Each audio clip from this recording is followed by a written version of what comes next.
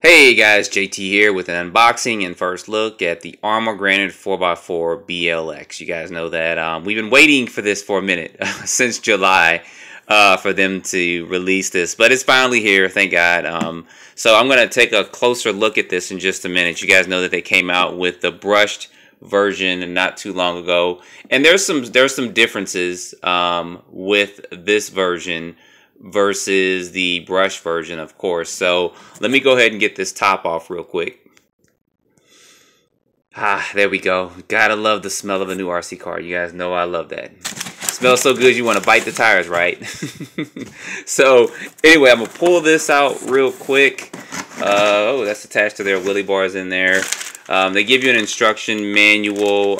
This little tool here, as you guys know, is for tightening and loosening the slipper clutch up, and then also used to take the tires and wheels off. Although the tool doesn't do the best on the tires and wheels, but it does work really good for the slipper clutch. And then of course they give you one Allen key up in there that's probably for changing out the pinion gear, and then they give you some shock spacers as well. So get rid of that real quick and get over here to some of the meat. Alright, so it comes with their ever popular Tactic 3-channel radio. Yes, it is 3 channels. The third channel is going to be right here where my thumb is at with that. And I haven't had any issues or problems with these radios. They fit really good in the hand and stuff. And of course, it does have, if you guys have never had an Arrma vehicle before, this does have rubber here on the steering wheel of that. So that makes it good. And the feel of it's good, and it has a good bounce back too with that.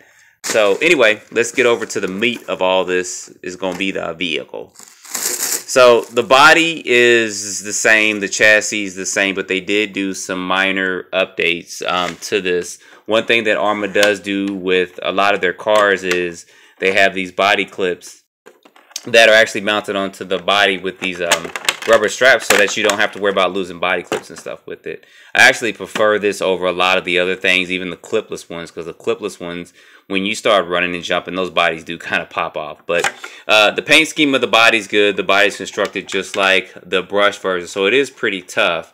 And like I said, they did change the paint scheme up. You only get one color with this, which is going to be orange is fine. But I do recommend, if you get this, go ahead and either put some tape here, here, and over here where all these body posts are, because as you start running and you start jumping and flipping, this actually, if you guys can see this here, get that to zoom in, there we go. This starts to rub on your body and starts to eat away at some of that paint. So that's something I'm gonna go ahead and do probably before I run it, is put some tape over here, or get some of those Dan foam spacers and put that on here. So anyway, looking at this thing, it looks really good. Of course, it has the new 100 amp 3S capable BLX ESC, and I don't know if that's putting too much of a glare on there. We'll go back to that in just a minute.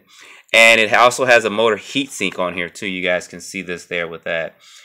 For you guys that are not familiar with this platform, this drive shaft is spring launched. You see how I'm kind of moving that. So to get to this, to get to your actual gearbox, you actually just push this up and this will pop right out. I got plenty of videos on that. And then there's a screw under here, or actually underneath the chassis right here, where you just remove that one screw. Once that screw is removed, you pop this forward, and then you flip this up where it says pull, and you pull that out, and then this whole gearbox, or at least where the motor is mounted, comes out, and that's where you can change your gear ratios and stuff like that. So there are a couple of updates to this as well. They did put a version 2 servo in here. This servo is rated at, I think, is 14/10 at 6 volts. So that's pretty fast. It's faster than the one that came, of course, in the brush version with it. As well. You guys see that there is a little bit of, put a little light on there, there is some adjustability here now with this, which is good. But one thing that this does not have, that I was hoping that it had, was some adjustability in the shocks on the A-arm. So most kits, they have little holes here where you can actually change the ride height of this. And is my shock oil leaking? There's a little oil right there. That's not cool. I just noticed that. You guys see there's some oil leak in there, so that could be problematic. I had that before with my sensing, where the shock was leaking. I had to take it apart, And I never got it together with that one. So I'm going to have to take a look at that before I run it to see if it's something missing in there or something like that. But other than that, you guys know that from the brush version, this thing is kind of a module design, meaning that it's very easy to work on as far as getting to some of the components and the differentials and stuff like that. It doesn't take a lot of effort to do that. Some of the other differences between this and the brushed version, of course, is going to be the system. And they also went ahead, you guys can see this here, they did some updates to make sure that this could take brushless power. So the input gear is metal, and then you also see that this piece right here is going to be metal as well. The drive shafts are beefy. Even when I went brushless on my brush version, I didn't have any problems with breaking any drive shafts or anything like that. And then it also includes there on the back a wheelie bar, which is adjustable a little bit, so we'll play around with that to see some of the adjustability in that. But it is pretty sturdy. I don't see this really breaking off unless I'm doing backflips on concrete and constantly landing on that. So, and I may take that off, I'm not 100% sure with that. Now, this does come with the EC5 connectors, so we'll just have to kind of deal with that as we go forward with Arrma, because I believe the XT90s that they used to use were more of a hobby code thing. But I have tons of those EC5 connectors. I'm sorry, XT90 connectors, so I end up probably putting that on there with this. So I'm not a big fan of these. It's just I don't have a lot of compatibility stuff with these. But I do have a 3S that I use in my 3XLE that I'll end up using in here. I don't have any 2S LiPo batteries. So when you guys see this run, it's going to be on 3S LiPo. Pretty sure you guys don't mind that. So also with this kit, you do not get a battery or anything with it, which is fine. It helps cut down the cost of not putting a battery in the charger and stuff with it.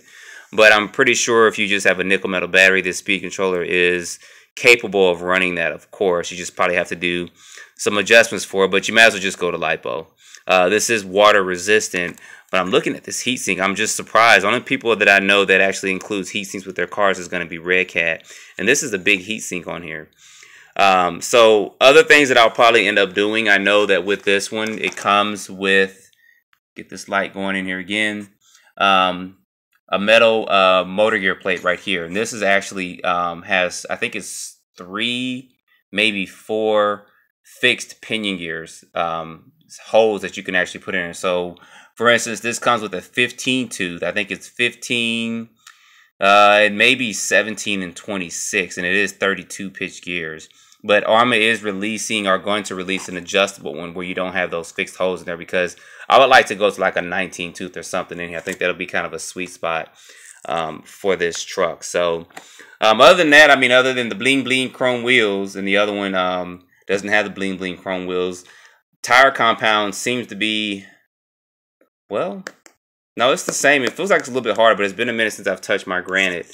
But the tire compound does seem to be a little bit harder than what I remember. Maybe I just need to get this sucker out and run it. So, guys, that's just a quick unboxing and look at this. Not too much more to this other than systems and, you know, upgrades they did to the transmission of this. But I'm kind of excited to get this out and run it. And then I'll actually do a speed test to see if we can hit 50+ miles per hour stock out the box, which I'm pretty sure we'll be able to hit that without having to do any pinion gear changes, because they actually didn't give you a speed gear in here. So Arrma's pretty good at telling you that their car is going to hit something out the box without having a little asterisk saying with optional 32 pinion gear and 22 spur gear and doing all that. So, but you guys stay tuned for videos coming up soon with this. I won't try to wait too long to get some videos up of this. And put your thoughts down below and put your comments. And I may try the Sentin too as well. I'm not 100% sure, but we'll see. So as always, thanks for watching. Don't forget to like, subscribe, and stay tuned for more videos.